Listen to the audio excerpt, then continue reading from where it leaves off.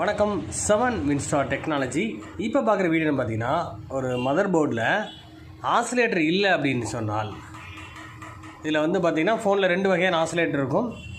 அது என்ன ஃப்ரீக்வன்சியில் இருக்குதுன்னு நம்மளுக்கு தெரியணும். அந்த ஆசிலேட்டர் இல்லைன்னா எந்தெந்த செக்ஷனில் வேலை செய்யாது அப்படின்ற விஷயத்தை நம்ம பார்க்க போகிறோம். அதே மாதிரி அந்த ஆசிலேட்டர் யூஸ் பண்ணி பவர் சப்ளை ஒர்க் ஆகுமா இல்லையா, இல்லை வேறு ஏதாவது செக்ஷன் வேலை செய்யாமல் போயிடுமா இல்லையான்றதை நம்ம தெரிஞ்சுக்க போகிறோம். இப்போ நான் வந்து ஆசிலேட்டரை எடுத்துட்டோம். பவர் சப்ளை பக்கத்தில் இருக்க ஆசிலேட்டர் ரிமூவ் பண்ணிட்டோம். ரிமூவ் பண்ணதுக்கப்புறம் ஆன் பட்டனை ப்ரெஸ் பண்ணி நம்ம வந்து ரீடிங் எடுக்கான்னு பார்க்க போகிறோம். இந்த ஃபோன் வந்து ஆன் ஆகுதான்னு பார்க்குறோம். பாருங்கள், 03ன்னு எடுக்குது.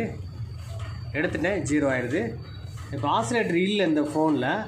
ஆசிலேட்டர் இல்லாமல் இருந்தால் எந்த மாதிரி ரீடிங் எடுக்கும், இது எல்லா ஃபோனுக்கும் பொருந்தும். அது கீபோர்டாக இருந்தாலும் சரி, ஆண்ட்ராய்டு ஐஃபோனாக இருந்தாலும் சரி, எல்லாத்துக்கும் கான்செப்ட் ஒன்று தான். அப்போ ஆன் பட்டனை ப்ரெஸ் பண்ணும்போது ரீடிங் வந்துட்டு 5, 6 அந்த மாதிரி ரீடிங் எடுத்துகிட்டு திரும்ப 0 ஆயிடுது. இப்போ அந்த ஆசிலேட்டர் இல்லை. இப்போ மறுபடியும் அந்த ஆசிலேட்டர் ஃபிக்ஸ் பண்ணி உங்களுக்கு காமிக்கிறேன். ஃபோன் ஆனாதா இல்லைன்றது பார்க்க போகிறோம். அப்போ ஆசிலேட்டர் எந்தெந்த இடத்துக்கு யூஸ் ஆகுது, நெட்வொர்க் செக்ஷனுக்கும் ஆசிலேட்டர் யூஸ் பண்ணுவாங்க, பவர் சப்ளை ஏரியாவில் ஆசிலேட்டர் யூஸ் பண்ணுவாங்க.